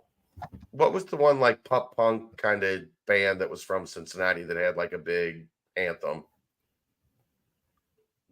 Huh. Pop punk? Whoa. That's not it. I know the band. No, the National went to CCM. Jimmy Eat World? Yeah, Let Jimmy Eat. That's the wrong song. I'm thinking the wrong song popped in my head. Have you guys heard of the band The National? Because they do songs with Taylor Swift. Yeah, they're from Cincinnati. Yeah, I think they Walk the Moon. CCM. Walk the Moon. Oh yeah. What song was that they had? Play it. I can't remember the name of it. No. Is it Walking on the Moon? Oh no, that's by the Police. Huh. Oh well, this is taking too long. Yeah. Yep. Moving on. That is the end of the football portion of the mailbag. We'll move on to the basketball portion of the mailbag. What do the guys think about Jizzle's status as a legit NBA draft prospect? What would he have to do and or show this season in order to get on people's boards? Asking the same question for Dan and Dylan Mitchell, as these three seem to be legit prospects. Thanks. I feel like all of them shoot the three. Yeah. That would help everybody. I mean, Jizzle is always going to fight that he's an undersized point guard. Like, does that mean, like, are there 6'1" point guards that have been successful? Yes. Are most of them 6'4" and up? Also, yes. So you're going to have to be a great defender. You're going to have to really be able to pass the ball because at 6'1", scoring in the NBA is not, that little pull up, they're going to put a 6'6" point guard on you and swallow you up. Yeah. Pause. So, there's still plenty of stuff that he needs to develop. But that's going to be fun to watch because at the college level, there ain't a bunch of 6'6" point guards that can swallow you up when you stop and pull up from 16. If only, Aaron, maybe they could hire like a shot doctor. There we go. Like an expert on shooting. that Right. could help some guys out. When you don't fit the prototypical NBA length that the game is going to right now, Yeah. you need to excel at a high level at something else. I think Jizzle's got that explosion. He's got that athletic ability. He's got that grown man strength to him already. Yeah. So I do think, like Royer was saying, it's definitely just develop a shot and then take one aspect of your game and become one of the best in the country at it. So whether that's defense, whether that's just a continued athletic explosion like a John Moran or Russell Westbrook, but you definitely need to key in on one thing and become one of the best in the sport at it in order to make it in the NBA. As far as I think Dan is, I think he's a shoo-in, shooting as well. Dylan Mitchell shooting as well, but they are more the prototypical length, athleticism traits Rebounding, that the NBA loves. Traits that translate. Right. So their path's a lot easier. But I think Jizzle has a chance. I think he's becoming more and more of like a name. Like people are talking about him more. I saw it's Steven Jackson pod. He was talking about him. Just more and more exposure for Jizzle is only going to raise up more people seeing him. And another thing is NBA and NFL, they have really started to become big on if your parent was a professional athlete or your parents have some athletic the hit rate is off the charts. Right. So off the charts. If one or especially both parents were world-class athletes, right, even just Olympics, but like not necessarily just like even if they were just the best in the world, even if they were just the best in the world and swimmer, like won some gold medal or something, but but yeah, that is a relatable, like the genetics say two athletes like Alec Pierce's mom and dad, one athlete being better than the other, the mom, obviously. But look at their three kids. Like it's pretty telltale sign. Well, more often than not, I think that parents have the money to get the kids the proper training and acumen and all of that as well. So that's part of it. But like with Alec's parents, they didn't make a bunch of money on sports. They just had the genetic traits of two high-level Division I athletes. Right. Now, they weren't exactly hurting for money, I don't think. All right. Because they didn't pay for college for three boys. Yeah. That's how you save a lot of money right there. That's a big thing. It's an investment. We did touch on this earlier. Is he still expected to withdraw from the draft? I've heard nothing that has changed on Aziz and his draft status. From the start. That's why I need to do better at that sometimes. I think, like, if I just don't hear anything, I don't say anything, and people get nervous and kind of jumpy, and I guess I need to circle back and be like, hey, it's still cool. Everything's all right. Yeah. Nothing has changed. Right. No news is good news. Who will be our leading scorer next year? What's your guesstimate on their average points per game? Wow. Brent? Oh, man. Yeah. You do this to us all the time. It's our turn to get you. That's a toughie right there, because you want to say probably CMOS, but you also then think that Dan was the leading scorer this past year. Jizzle obviously became the leading scorer the last two games. Man, it's hard. I'll go Dan though. I think Dan continues his development. I think they try and use him as a focal point. I think CMOS probably goes into his bag a little bit more as a playmaker, and then finds his open shot when he needs to, but isn't asked to do too much.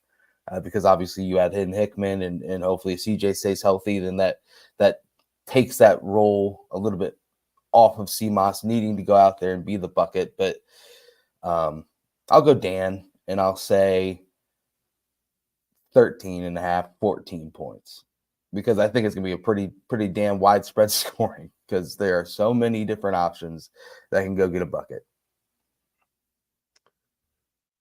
Ryan, you got a guess? Ryan? I kind of like the Dan pick, even though he's not as gifted as like CMOS and Jizzle in terms of like ball handling and like being able to come off the dribble, shoot, or turn around jumper, kind of like CMOS, or just straight up three ball like CMOS. But I like the way Brent puts it, that like there's a lot of people with the shot, and like CMOS, like towards the end of the year, was kind of just like taking over and like just getting the ball and just kind of like trying to get him his open look. He's just going to pull it from three, or you're just going to give him the ball to do his little turnaround back down jumper in the midi. But I think Dan is a guy who kind of like goes after it. He like goes and like he gets scrappy points in ways that like the other guys don't. Right. I think on the other hand, I think Dan, like you said, he's a guy who is still like kind of fresh to the game of basketball.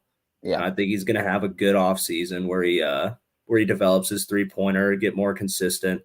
And I think he's just going to get like a couple more buckets a game that those other guys aren't, with his effort and his kind of like offensive rebounding and his aggressive play. I will say Jizzle James. And I'm going to say he's going to average 16. And I think it's because he starts with the ball in his hands, and that honestly, I appreciate you guys thinking that Dan's going to be cleaning up the boards and all that, but there's going to be another big down there also getting a lot more boards in Dylan Mitchell. And I think he's one who can put it back as well, as opposed to, kicking it out or not being able to go up as strong as something that Aziz struggled with. I think Jizzle's also going to develop his 3-pointer a little bit more, so maybe he's able to do some things differently in that regard, especially if you're able to bring in, some type of doctor of shots and what have you. But I think he's also probably going to have 30-plus minutes a game, and he was doing quite a bit with the 20 or so minutes a game he was getting last year. Despite all of the weapons and all of that, we saw a lot of times last year where he was shoot first, pass second, and that's not the easiest trait to kick. A quick aside before you say your answer, Chad, but the shot distribution last year is pretty interesting when you look at it. First on the team was Dan. He averaged around 11.5 shots per game. Second on the team was actually Day. So you're looking at, maybe does Jizzle take over those extra that gives shots? Aaron's point some credence that if Jizzle is the starting point guard, he's going to have the ball in his hand to take shots. Yep. So I just thought that was a little interesting. Thanks for backing me up, Brent. I'm going to go CMOS because I think he has a chance to be the least volatile. I almost went Dylan Mitchell for a similar reason, but the only reason I didn't is because Dylan is not a 3-point shooter like we know CMOS is. I was worried about that with him, and also that he was going to be sharing the putback rebounds with Dan with Aziz. I think the thing with CMOS is he's going to have those nights like we saw at the end of the season, I think, more frequently. I think you will see more variation from Dan and Jizzle, where like 7 one night, 18 the next, right? Yeah. Where they're not both at a high level all the time. And then CMOS is that you see this all the time in AAU. The best player doesn't end up, like, if you have a team with like a couple studs, the best player might not necessarily end up with the most points because he's a little up and down, where there's that guy in the middle that every night he's got 12 or 13 or 14. And then he pops a 26 one night that jumps that average up. So I think CMOS, just because I think he's going to have the narrowest variation range on this roster, mainly in part because I think like offensively, you need him on the floor to be able to have everything run as smoothly as you'd like. Yeah. So that means a lot of minutes for Seamas. And while he may not be asked to score like he was at the end of last year, I think he's always going to be a guy that's in that 12, 13 point range and then have some go off nights. But the variance because of the depth is the hardest part for this roster because not everybody is going to be able to score 13, 14 a night. There are just going to be nights where the shots weren't like the shots went to everybody else and they put their best defender on Dan. And so Dan takes their best defender out of the mix and then the other four guys get going. So it's a fascinating question. It's a great question. Good problem to have. I think there's a lot less people looking for minutes at the 1 spot than there are at the 3 and 4 spot as well. Yeah, I agree. So, I think Seamas is going to be on the floor, even though I agree with your take on positional value in this decision. I also love that there's about 4 to 6 guys that you could probably make an argument for to this question. So that's outstanding. Along the same line, how many rebounds will Dylan Mitchell average next year? 7.3. Oh, crap. You guys are supposed to answer the questions. My bad. I guess I just got excited and jumped the gun. John. Premature. Never mind. John's a longtime friend of mine. Love giving him 7.5 sounds about right, I think. Don't you guys? Yeah. I mean, what do you average? 7.9 last year? Yeah. I wonder if Cincinnati goes down a little bit. I wonder if Cincinnati shoots more than Texas did, though. If they play at a higher pace. I don't think it's enough to really change this specific number. Well, you're adding Aziz and Dan to the glass. Yeah. So, I mean, it's staying the same or going slightly down does kind of make sense to me. Yeah, you're hoping he's gonna improve a little bit. There's also a chance he goes senior year Trey Scott and just gets every rebound. Yeah, but Dan, you know how Dan is, dude. Dan wants to go get every board. Mm-hmm. Look. I'll make this prediction. How about this? There will be more than 3 times where those two are going for a rebound and the ball goes out of bounds because they were unaware of each other because they're so good out of area. One's coming from here, one's coming from here. They both hit the ball at the same time. Ball goes out of bounds. Shit. Yeah, you hope that gets cleaned up in the out of conference, early out of conference. Yeah. I mean, you're losing 17 rebounds from guys that either graduated or entered the transfer portal. So I think you can see Dan get an uptick. I think you can see Aziz get a tiny bit of an uptick, but I think that Mitchell's going to be right there around that exact 7.3 between 7 and 8 rebounds a game. But there could be some games where he goes off and grabs 15 in one game. So, but I think it'll steadily stay there just because, just like scoring, there's so many options to rebound the ball as well. Yeah. I'm going to say 9.5, going high on it because he's going to take a step forward. He's never worked in the Monster Factory before, and I think he's going to take a major step forward. He's also got to be, honestly, he's probably pissed he hasn't made the NBA yet and probably looking for this to be a last stop, one and done, get to the NBA. It's going to be a huge season for Dylan Mitchell. 9.5, book it. I love that. All right, and the last question in the basketball portion of the mailbag. Which current Bearcat would make the best college head or assistant coach? CJ. I think CJ Frederick pretty easily. He's been around it his whole life. Like, it just, his uncle coaches, his whole family played basketball. Like, he's the cut of his jib is basketball coach. Yeah. Are we going guys on the roster as it goes for next year or guys that maybe recently graduated? You can do whatever the hell you want. I don't care. 'Cause I don't think we're going to get fined if we take it in our own direction. Yeah. I think John Newman would be an interesting name to throw into the hat. Yeah, I agree. I think John would kill it in recruiting. Like, I think parents would just be like, damn, this is a good dude. It's a good dude. I also think that Odie would be interesting as an assistant. Yeah, I agree. I'd love to see Odie as a strength coach. How? That's Got the build for it. fit him pretty well. Right. I mean, he works his butt off, like smart kid. Yep. Ray Felt take him under his wing and turn Good Odie luck. into the next. Good luck taking a guy that big under your wing. Yeah.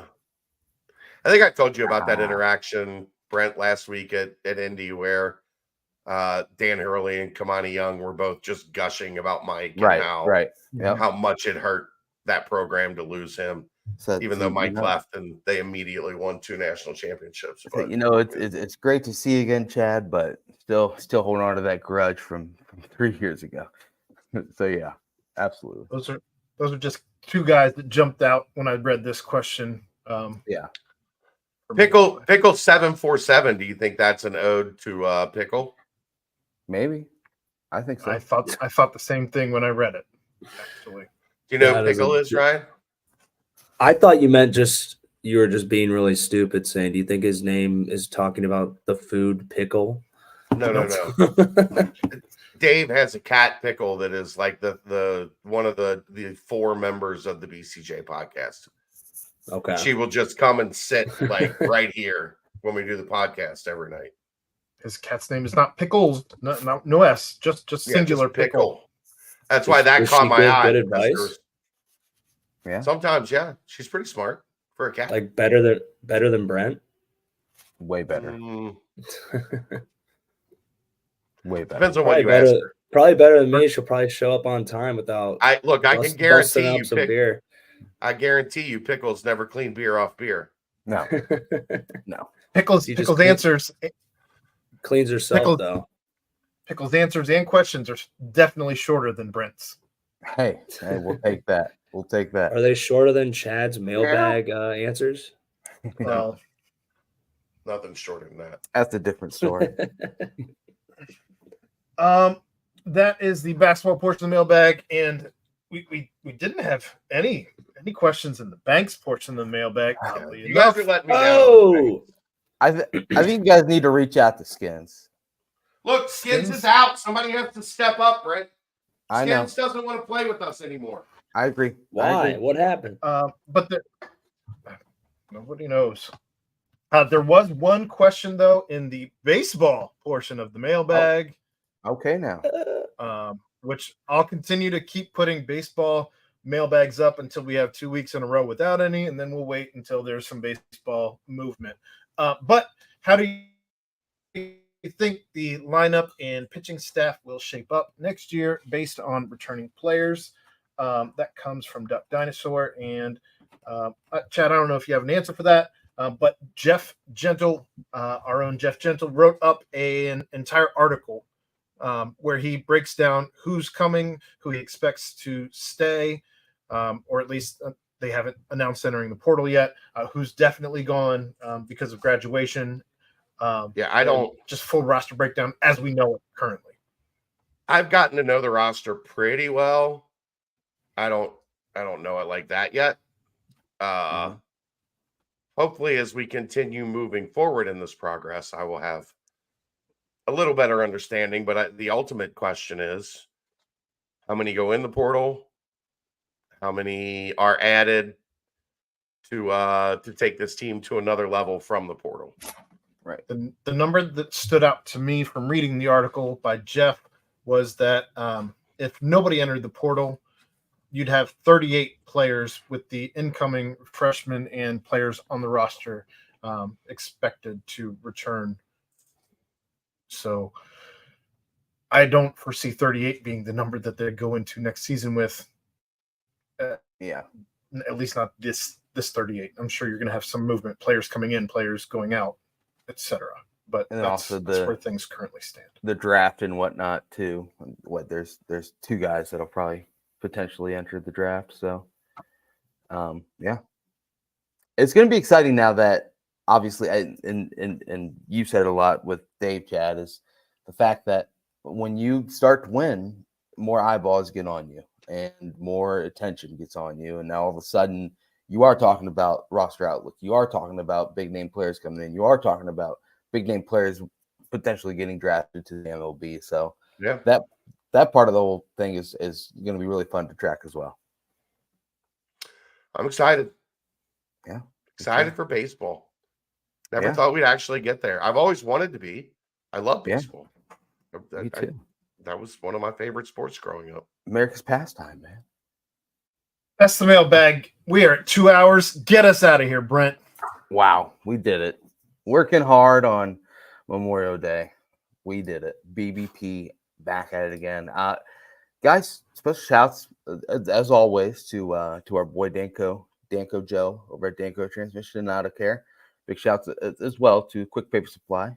Gotta love their timestamps that they give us, and of course, new Riffing with Royer, my favorite segment every BBP. We were a little nervous that we were not going to get Riffing with Royer today, but the beer was cleaned up and we were able to get old Royer to riff with us. So if there's nothing else, guys, no last minute nuggets or anything, we'll go ahead and log on out. So for my guys, pals, the crew, the squad, Aaron Smith, Chad Brundle, and Ryan Royer, I am Brent Young. Yet again, another fantastic BBP presented by BearcatJournal.com.